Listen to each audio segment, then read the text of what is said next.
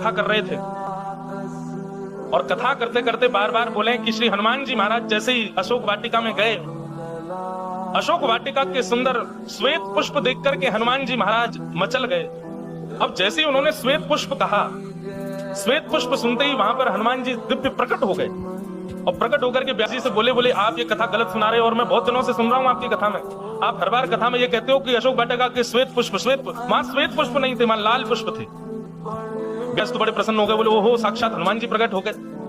लेकिन व्यास जी बड़े चतुर थे, उन्होंने हनुमान जी की बात पर राजी करके अपनी बात थोपने लगे। बोले नहीं आप तो ऐसे ही बोल रहे हो, हम जो कह रहे हैं वो अशोक वाटिका के पुष्प श्वेत थे। जी बोले अभी अपनी गदा का प्रहार कर देंगे। तुम गए थे कि हम गए थे? तुम तो कथा सुना रहे हो, हम तो अशोक वाटिका गए थे, वहां के पुष्प श्वेत नहीं लाल थे।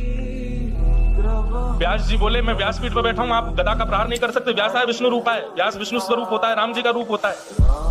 लेकिन हम अपनी बात पर अटल रहेंगे कि अशोक वाटिका के पुष्प श्वेत थे। हनुमान जी बोले तुम नहीं मानोगे, अरे हम प्रत्यक्ष अशोक वाटिका में थे, हमारी बात का कोई प्रमाण नहीं। व्यास जी बोले नहीं आपकी बात का कोई प्रमाण नहीं। बोले रुको मैं अभी तुमको प्रमाण देने के लिए अभी किसी को लेके आता हूँ। बोले जाओ ले आओ।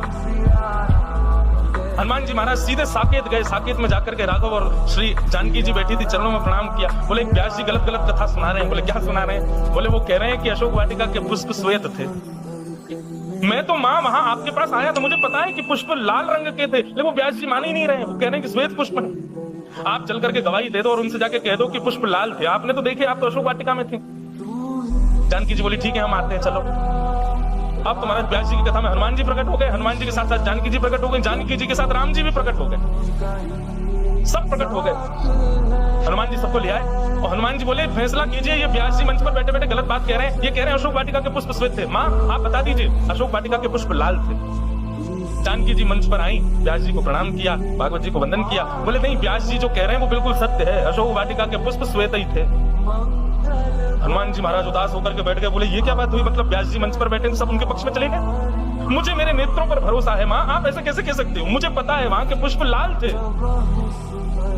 जानकी जी ने जाकर के हनुमान जी के सिर पर वदहस्त फेरते हुए कहा हनुमान जी पुष्प तो श्वेत ही थे, लेकिन रावण की पुष्प वाटिका में हमको बंधी देख तुमको इतना क्रोध आ रहा था कि तुम्हारे नेत्रों में लालिमा आ गई थी, जिसके कारण श्वेत भी तुमको लाल ही दिख रहे थे। पर वास्तविकता तो हनुमान जी यही है कि पुष्प वहां के श्वेत थे। जब जानकी जी की बात ने मोहर लगा दी तो हनुमान जी महाराज व्यास जी से जाकर के बोले क्षमा कर दीजिए, अब तो माँ भी कह रही है तो वहां के पुष्प श्वेत ही रहे होंगे। तब व्यास जी ने चरण में प्रणाम किया। बोले आज हनुमान जी से संवाद करने में, हनुमान जी की बात रोकने में, हनुमान जी की बात को नीचे करने में एक प्रभाव तो हुआ कि हमारी कथा में पूरा राम दरबार प्रकट हो गया और ये सब हनुमान जी